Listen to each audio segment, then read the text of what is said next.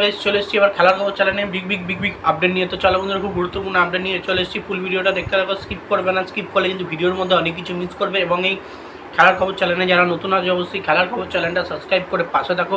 পাশে থাকা bell icon ঘন্টাটাকে Dong করে বাজিয়ে দাও, বেশি বেশি লাইক এবং কমেন্ট করে দাও, যাতে মোটিভেট হয়ে তোমাদের এই খেলার খবর চ্যানেলে এই ফার্স্ট আপডেট দিতে পারি। তো চলো বন্ধুরা, ফার্স্ট যে আপডেটটা নিয়ে কথা বলবো, খুব গুরুত্বপূর্ণ আপডেট তোমাদের শেয়ার করতে চলেছি ভিডিওর মধ্যে। তো ফার্স্ট আপডেটটাই হচ্ছে এমবিএসডি সিভিলের মনস্টার এবং দানব ডিফেন্ডার প্লেয়ার অ্যালবার্টো রড্রিগেজকে নিয়ে। তো যেটা খবর সূত্রে জানা যাচ্ছে যে অ্যালবার্টো রড্রিগেজ ইজ ব্যাক। তো বেসিক্যালি তোমরা নিশ্চয়ই জানো নেক্সট ম্যাচে কিন্তু অ্যালবার্টো রড্রিগেজ কিন্তু চোট পাওয়ার কারণে কিন্তু তাকে তুলে নেওয়া হয়। সেই জায়গাটা কিন্তু টম অ্যালডারেডকে নিতে হয়েছিল, মানে সেই জায়গাটা কভার করতে হয়েছিল। এবং অ্যালবার্টো রড্রিগেজ, যেটা একটা খবর সূত্রে মারফত বা ইনস্টাগ্রাম আইডিতেও ছেড়েছে যে অ্যালবার্টো রড্রিগেজকে একটা চার্জিং দেওয়া হচ্ছে, কিছু দিয়ে চোট পেলো, তারপরে এই জিনিসটা লাগালো, তারপরে কিন্তু চার্জিং হয়ে গেল, অ্যালবার্টো রড্রিগেজ পুরো ফিট। তো বেসিক্যালি এটাই ইঙ্গিত দেওয়া হচ্ছে অ্যালবার্টো রড্রিগেজ কিন্তু পুরোপুরি ফিট। নেক্সট ম্যাচে আবার সে প্রথম থেকে কিন্তু স্টার্ট করতে পারবে। নেক্সট ম্যাচ মানে হচ্ছে নর্থ ইস্ট ম্যাচ থেকে কিন্তু তোমরা মোহনবাগানের দানব প্লেয়ার অ্যালবার্টো রড্রিগেজকে তোমরা প্রথম থেকে দেখতে হবে। এটা মোহনবাগান সমর্থকদের থেকে শুরু করে মোহনবাগান ম্যানেজমেন্টের কর্মকর্তাদের জন্য কিন্তু বহুত বড় সুখবর, কারণ ডিফেন্সের জন্য কিন্তু অ্যালবার্টো রড্রিগেজ হচ্ছে সবসময় বেস্ট। এবং শুধু ডিফেন্স নয়, তার সঙ্গে গোলও কিন্তু তিনি করার দক্ষতা রাখেন।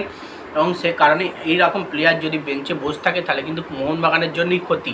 তো সেটা কিন্তু না হওয়ার চান্সটাই বেশি। অ্যালবার্টো রড্রিগেজ কিন্তু ব্যাক করছে নেক্সট ম্যাচে। তো আর নেক্সট আপডেটটা নিয়ে আবার যা কথা বলবো, খুব গুরুত্বপূর্ণ আপডেট, সেটা হচ্ছে এমবিএসডি শিবিরের প্লেয়ার জেসন কামিংসকে নিয়ে। জেসন কামিংস কিন্তু বড় পুরস্কার আবারও পেল এমবিএসডি শিবিরের তরফ থেকে। এবং হয়তো সেদিনকে ম্যান অফ দ্য ম্যাচ সাল আব্দুল সামস হয়েছিল। জেসন কামিংসের গোলটা কিন্তু অসাধারণ ছিল।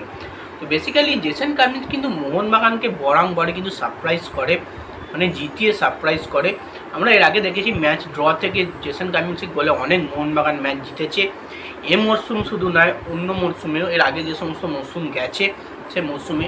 সেই কারণে কিন্তু জেসন কামিংসকে কিন্তু মোহনবাগান শিবির কোনো রকমই ছাড়তে পারেনি, এখনও ছাড়তে চায় না। ঠিক আবারও সেই প্রমাণ করে দেখালো পাঞ্জাব ম্যাচে, যখন 2-2 গোলে ম্যাচ ড্র হচ্ছে।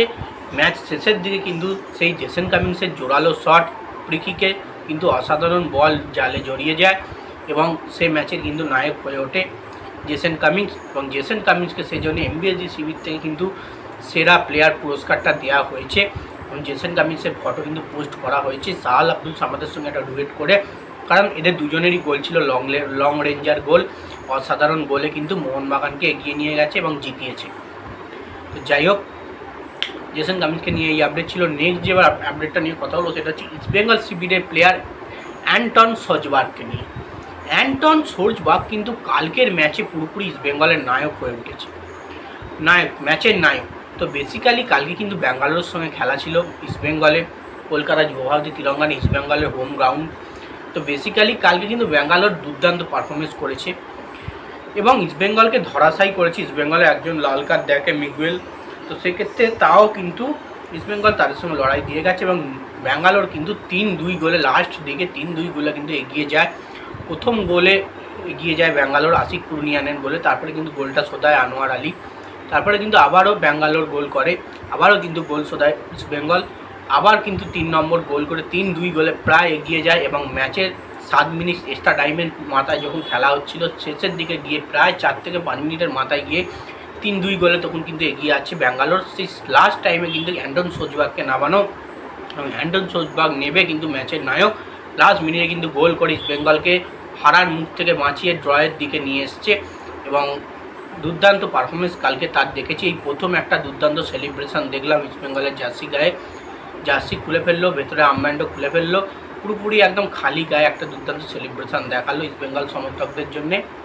সে একটা ভালো বার্তা দিল। তো যাই হোক, অ্যান্টন সোজবার্গকে নিয়ে এই আপডেট ছিল। নেক্সট এবং লাস্ট আপডেট যেটা নিয়ে কথা বলবো সেটা হচ্ছে ইস্টবেঙ্গল শিবিরের কর্মকর্তা দেবব্রত সরকারকে নিয়ে। দেবব্রত সরকার কিন্তু কালকে কিন্তু বিবিএফসি কর্মকর্তা দেবব্রত সরকার কিন্তু কালকে প্রচুর পরিমাণে রেগে আছেন। তো বেসিক্যালি রেফারিকে নিয়ে বড় বার্তা কিন্তু তিনি দিয়েছেন, রেফারির উপর প্রচুর রেগে আছেন। মানে কালকের ম্যাচের রেফারি নিয়ে কিন্তু খুবই খারাপ একটা ডিসিশান বলে মনে করে এবং মিগুয়েল নাকি লাল কার্ড ছিল না, তো সেক্ষেত্রে লাল কার্ডটাকে দেখানো যে সেই কারণে কিন্তু সে রাগের মাথায় বলটা শট মারে, সেটা ব্যাঙ্গালোর এফসি ক্যাম্পের দিকে যায়, সেই নিয়ে বিশাল পরিমাণে একটা ঝামেলা বাঁধে।